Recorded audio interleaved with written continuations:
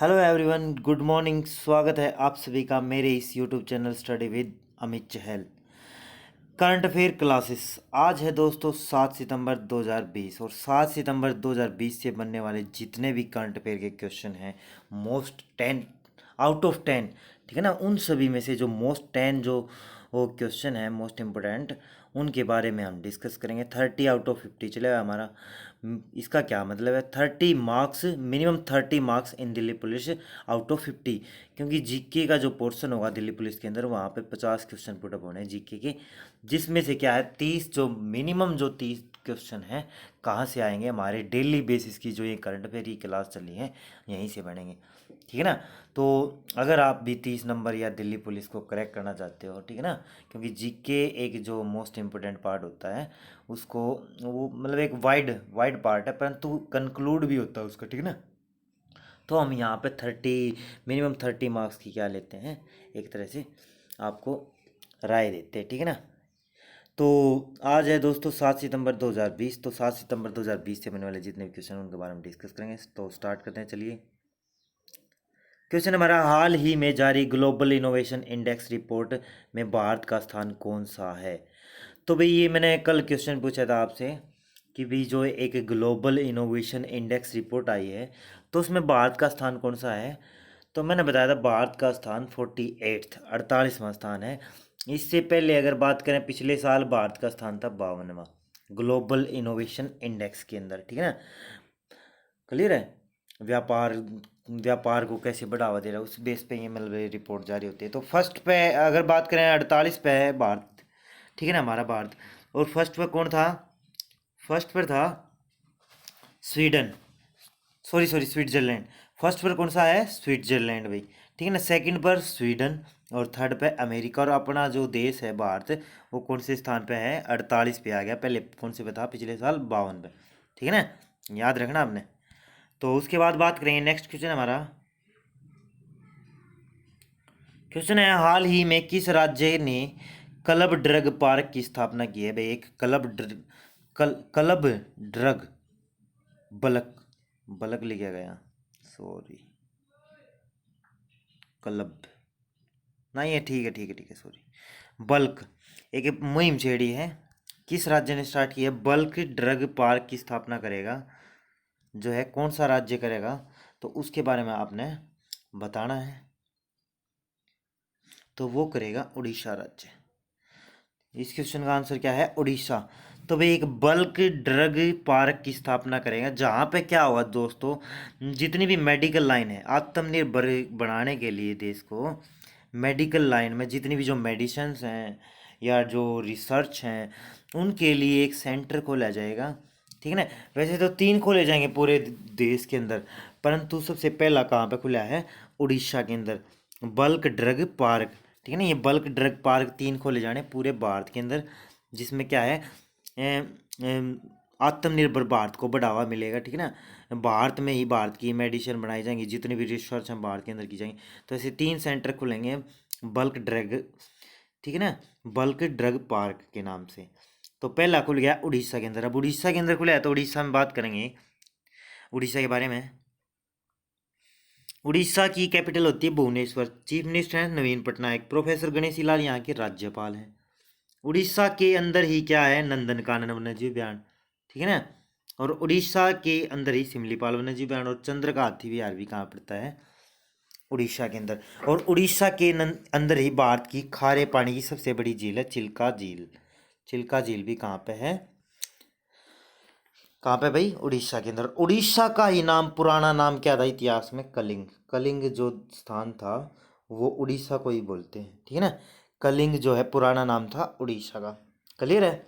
और उड़ीसा में ही है, ये था एक व्हीलर द्वीप, जिसका अभी नाम बदल के क्या कर दिया था? डॉक्टर एपीजे अब्दुल कलाम द्वीप। क्लियर है? ठीक है ना। ये सभी पॉइंट आपको याद रखने हैं इस क्वेश्चन से। तो उसके बाद बात करेंगे, नेक्स्ट क्वेश्चन हमारा क्वेश्चन है, हाल ही में किस राज्य सरकार ने वर्ल्ड बैंक की सहायता से वाटरशेड परियोजना शुरू की है?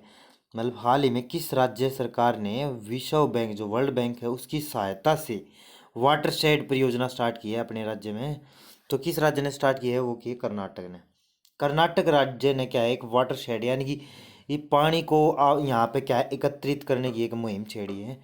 ये पानी को इकट्ठा किया जाएगा, एकत्रित, ठीक है ना, ताकि सिंचाई हो सके और भी मतलब तरह तरह की जो पानी की जो किल्लतें हैं उनको दूर किया जा सके, ठीक है ना। तो उसके लिए जो कर्नाटक सरकार है उसने एक योजना स्टार्ट की है, ठीक है ना, वर्ल्ड बैंक के साथ, वाटर शेड परियोजना के नाम से, ठीक है ना, कर्नाटक राज्य ने। अब ये वाटर शेड योजना क्या है दोस्तों, इसमें मैंने बताया कि पानी को स्टोर करेंगे, ठीक है ना, और कहाँ पे स्टोर करेंगे, कर्नाटक की वो जगह जो बंजर है, जहाँ पे पेड़ पौधे नहीं उगते, जहाँ पे फसल नहीं उगाई जा सकती, तो वहाँ पे पानी स्टोरेज की मतलब एक मुहिम होगी, ठीक है ना, पानी को स्टोर किया जाएगा ज़्यादा से ज़्यादा। और इसमें क्या है, 600 करोड़ लागत आएगी भाई। कितनी लागत आएगी, लगभग 600 करोड़ लागत आएगी। और जिसमें से अगर बात करें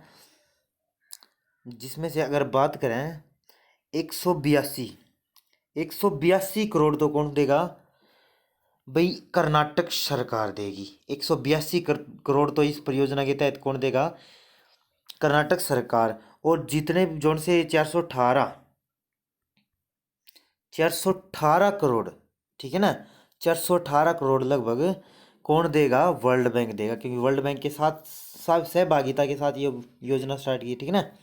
तो ये जो परियोजना है विश्व बैंक के साथ मिलकर शुरू की है।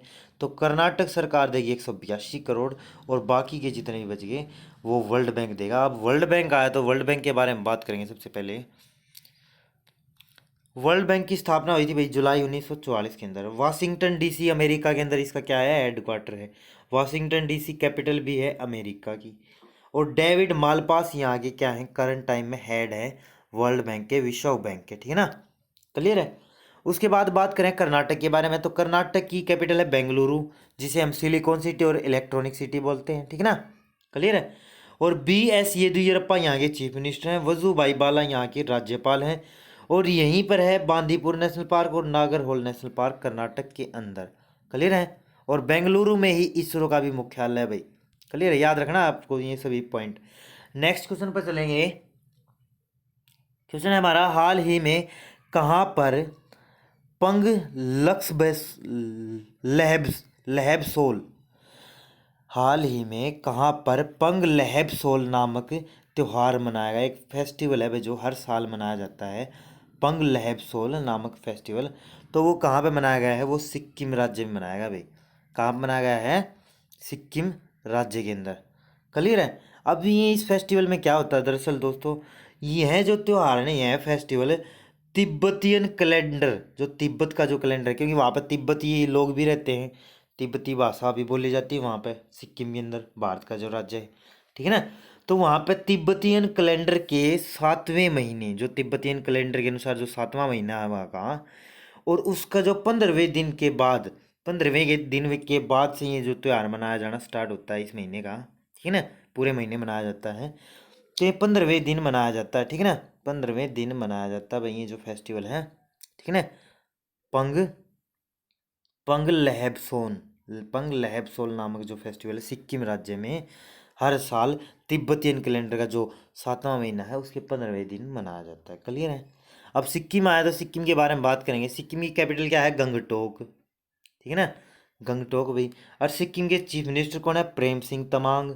और गंगा प्रसाद करंट टाइम में यहाँ के राज्यपाल हैं।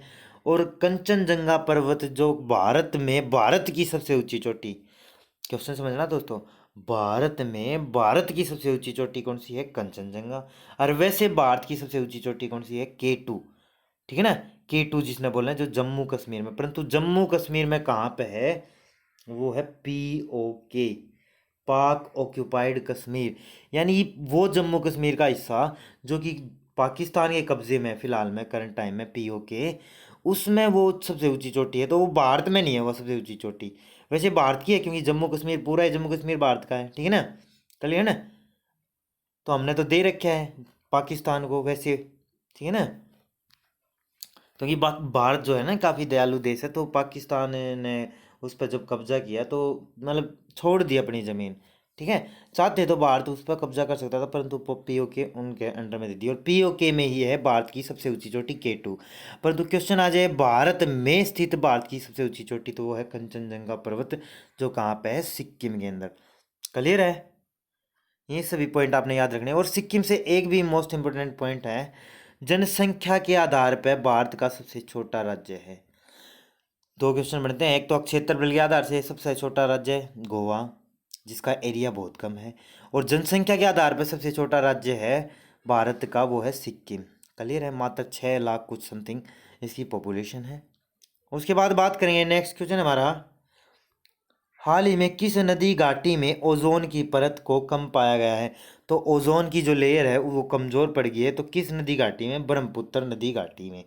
ठीक है ना, ब्रह्मपुत्र नदी घाटी में, जो उत्तर पूर्वी जो भारत है, वहाँ पे क्या है, ब्रह्मपुत्र नदी के ऊपर जो लेयर थी, ओजोन जो लेयर थी, वो क्या पड़ गई है, कम पड़ गई है। ठीक है ना, यानी कि पतली धीमी पड़ गई, पतली पड़ गई, क्योंकि क्या है, कार्बन एम्बिशन, जो हम मतलब ज़्यादा से ज़्यादा जो पोल्यूशन फैला रहे हैं उसके कारण क्या है, ये जो ओजोन लेयर है कम होती जा रही है। ओजोन लेयर क्या करती है दरअसल दोस्तों, ये जो सूर्य की जो पैराबैंगनी जो अल्ट्रावायलेट रेज हैं, जो कि हमारे शरीर के लिए हानिकारक हैं, त्वचा रोग हो सकता है, कैंसर हो सकती है, वो तरह तरह की जो बीमारियां फैला सकती हैं, वो जो अल्ट्रावायलेट रेज, उनको धरती पे आने से रोकती है ओजोन लेयर।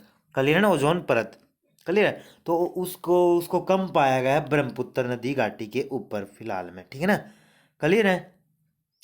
अब बात करें इससे, जो ये जो रिपोर्ट है, ये रिपोर्ट को क्या है, दरअसल एक मैगजीन में छापा गया है।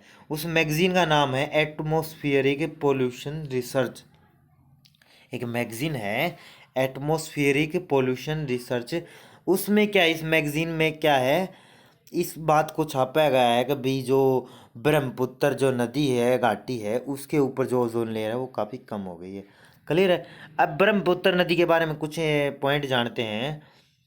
ब्रह्मपुत्र नदी को जो है बांग्लादेश में क्या बोलते हैं, जमुना बोलते हैं वहाँ की। ठीक है ना, ब्रह्मपुत्र नदी को जमुना बोला जाता है बांग्लादेश के अंदर।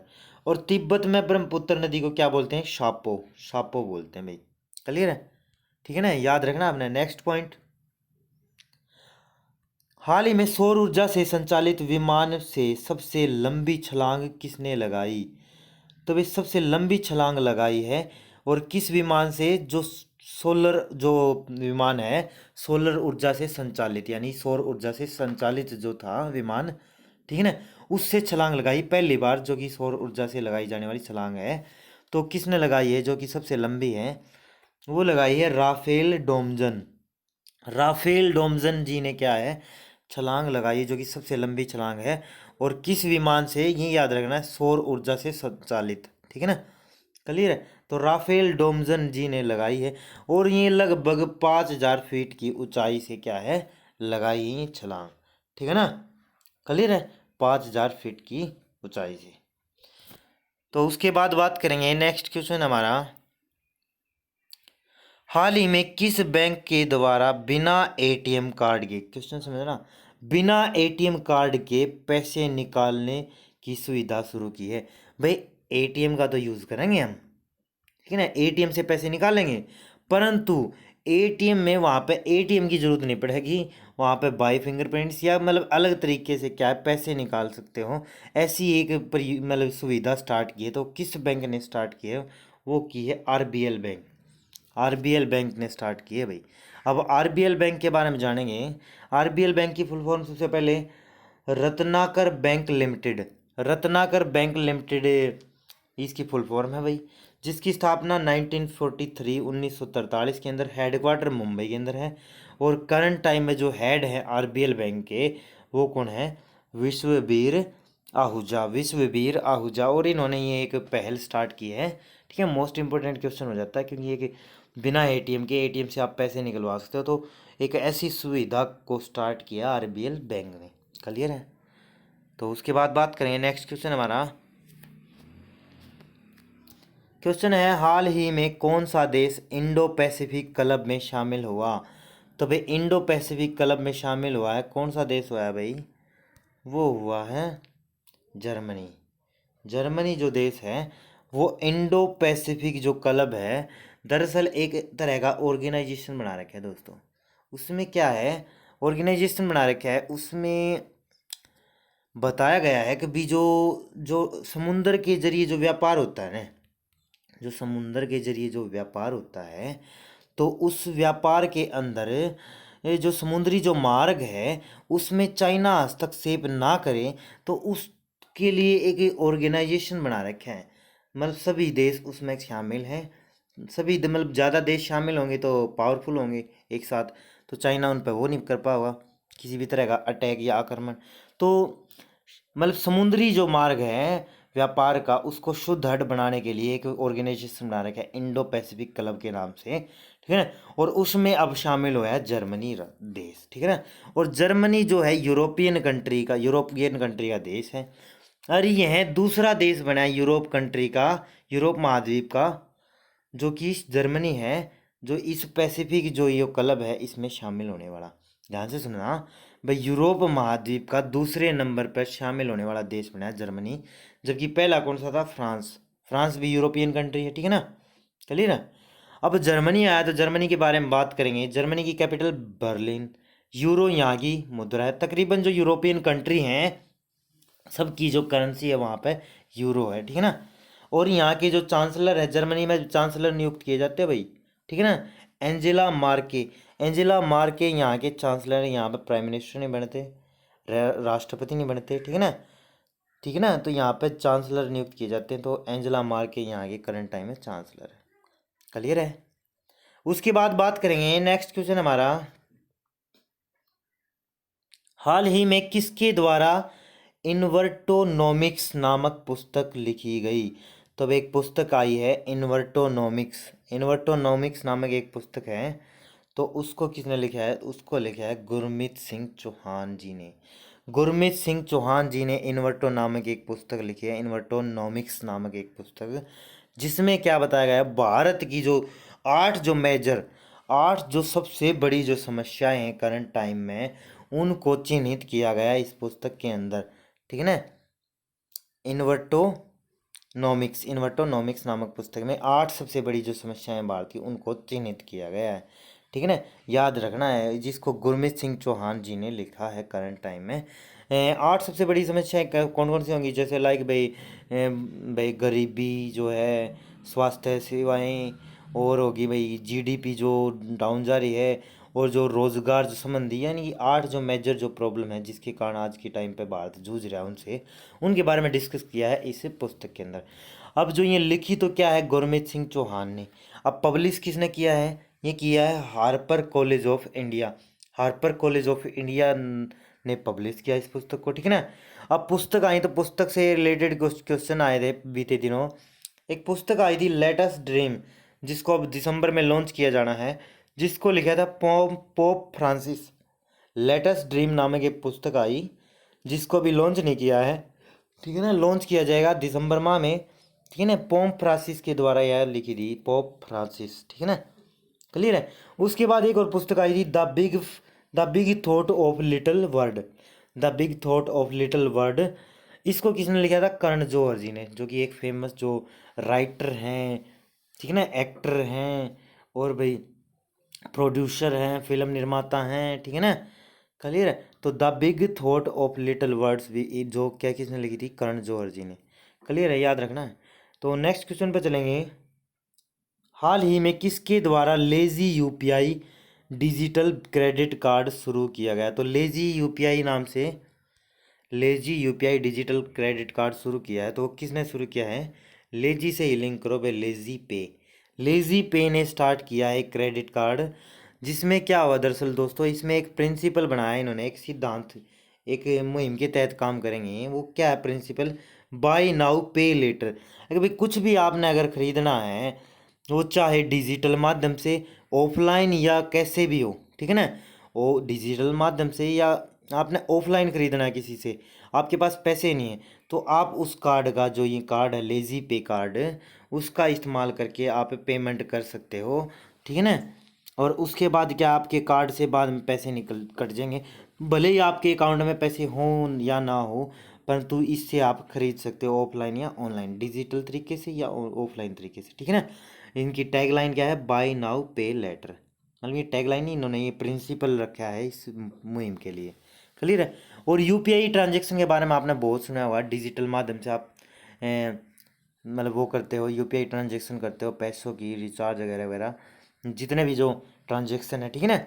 तो यूपीआई के बारे में बात करें, यूपीआई की फुल फॉर्म है unified payment interface. Unified payment interface, ठीक है, ये इसकी फुल फॉर्म है भाई यूपीआई की। और यूपीआई में गूगल पे, फ़ोन पे और तरह तरह की भारत पे और पेटीएम वगैरह वगैरह सब कुछ चला हुआ है, ठीक है ना।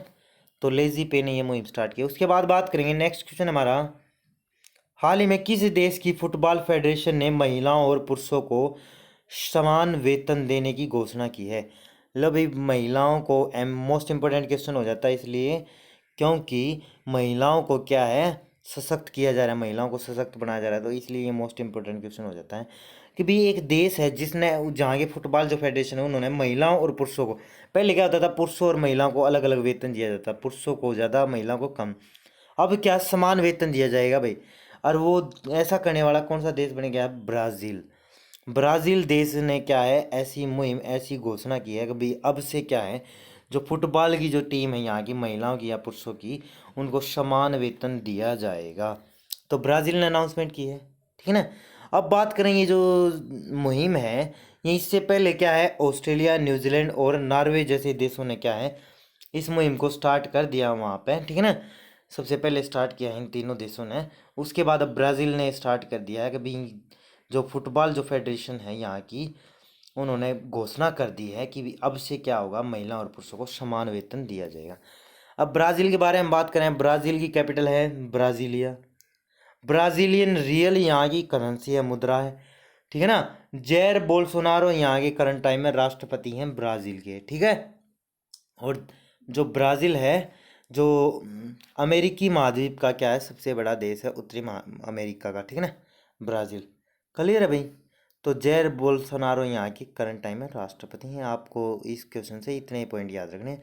उसके बाद बात करेंगे, आपके लिए क्वेश्चन है आज का, भाई चीन की मुद्रा का नाम बताएं। भाई चीन की करेंसी, अगर मैंने बताया, बहुत बार बताया है कि भाई चीन की करेंसी कौन सी है, तो उसके बारे में आपने बताना है कमेंट सेक्शन के अंदर, ठीक है ना। और कमेंट किया करो दोस्तों, अगर आप वीडियो देखते हो तो कमेंट जरूर किया करो। अगर मतलब आपको वीडियो अच्छी लगी है तो आपको लाइक शेयर जो भी करना है, ठीक है ना, तो वो करो, ठीक है ना। वो तो सबसे पहले करना है, क्योंकि मैं मोटिवेट होता हूँ आपके द्वारा जो सपोर्ट मिलता है लाइक शेयर सब्सक्राइब का, ठीक है ना। और उसी के चलते मैं डेली आपके लिए एक बहुत इंपॉर्टेंट सेशन भी लेके आता हूँ, ठीक है ना। तो चीन की करेंसी बतानी है आपने। तो ये थी दोस्तों आज की वीडियो। तो कैसी लगी आपको ये वीडियो? अगर आपको वीडियो अच्छी लगी है तो लाइक करें और अपने दोस्तों के साथ शेयर करें, क्योंकि आपको अच्छा कंटेंट मिला, और अच्छा कंटेंट अगर किसी के साथ शेयर करोगे तो वो भी आपके पास क्या है, अच्छा कंटेंट ही भेजेगा आने वाले टाइम में, ठीक है दोस्तों। तो अगर आप चैनल पर नए आए हो तो चैनल को सब्सक्राइब भी कर लें, ठीक है ना। और बेल आइकन को प्रेस कर लें ताकि आने वाली सभी वीडियो की आपको क्या मिलती रहे, नोटिफिकेशन मिलती रहे। क्लियर है। तो थैंक्स टू वॉच दोस्तों, थैंक्स।